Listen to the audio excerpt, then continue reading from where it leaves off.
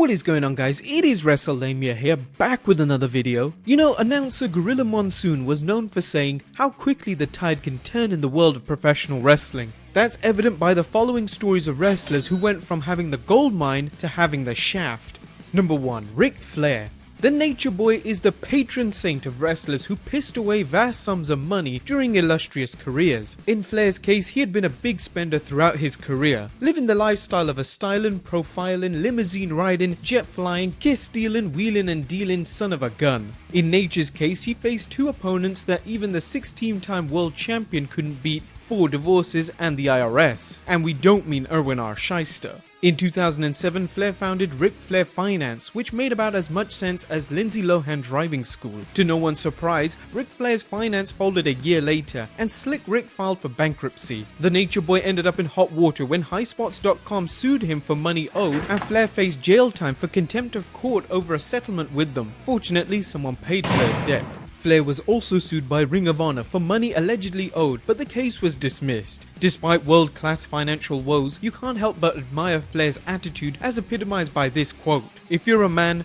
you don't cry about it. You take life, the ups and downs. If you're a real man, you never go down. You just stay up." Number 2. Kamala. Big man Jim Harris took the wrestling territories by storm with his bizarre but money-making gimmick of Kamala, the African giant, rumored to be a former bodyguard of dictator Idi Amin. Considering Kamala's run in the territories and main event programs with WWF champion Hulk Hogan, it would seem he made enough money.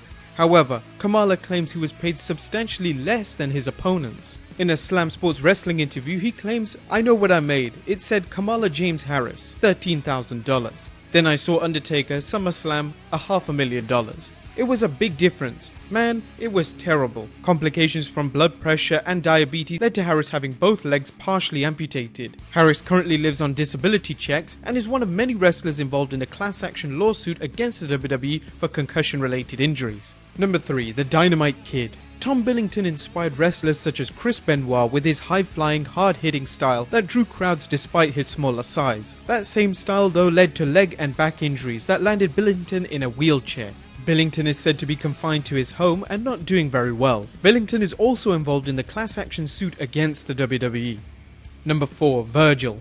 There's something ironic about the man who worked for the $1 Million Man Ted DiBiase being down on his luck, and yet fortune can be good, or in Mike Jones' case, very bad. Whilst many retired and semi-retired wrestlers make money on the convention circuit selling autographs, the man best known to fans as Virgil can't sell them. Some claim he charges a hefty sum for someone who is just a step above a jobber to the stars, and that he falsely promises Ted DiBiase will be there, and he can also be a bit of a jerk. The sight of Virgil seated at an autograph booth with no one in sight has led to the Lonely Virgil memes. Even a GoFundMe page proved futile, with Virgil only raising $875. Perhaps the $1 Million Man will slide him $500 if he bounces a basketball 10 times in a row. Number 5. Perry Saturn. Perry Saturn had a run of bad luck after he did a very noble thing, saving a woman from being raped and getting shot in the process. Saturn subsequently became addicted to methamphetamines and was homeless for 2.5 years, disappearing from sight. Eventually he recovered, kicking his drug addiction, but now he reports he is plagued from the effects of traumatic brain injury. Not surprisingly,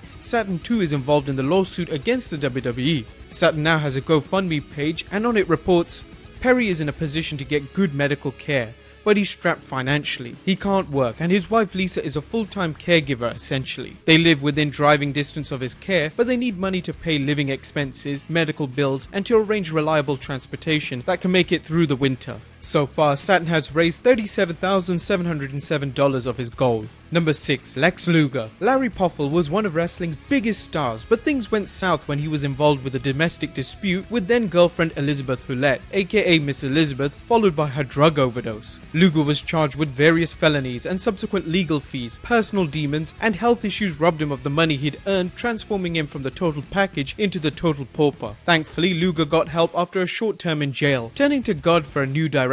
According to an interview with the local Buffalo, New York television reporter, Lex says he's now a changed man, enjoying a much simpler life in the Buffalo area, living with his mother and spending most of his free time helping others at his church. Luger is not involved in any lawsuit with the WWE that we are aware of, but he is a playable character in WWE 2K16 and WWE 2K17. So there you go. Number 7. X-Pac.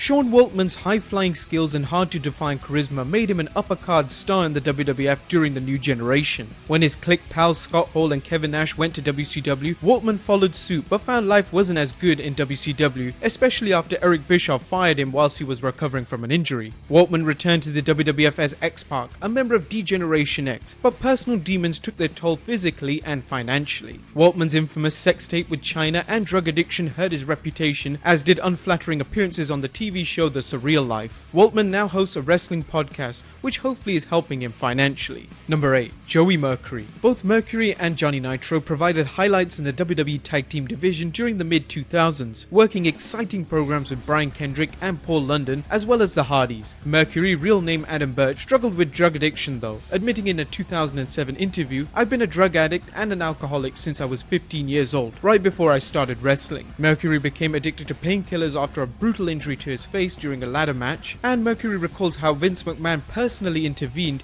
telling Mercury, "We're not concerned about your work because you know you can pull it together for 30 minutes every night. We're worried that you're going to die." Mercury got the help he needed, but the addiction cost him financially. He returned to the WWE in 2010, working in various capacities, including on it as a member of J&J Security for the Authority. Following his release in 2016, Matthews now works as head trainer for Luke Gallows Wrestling School.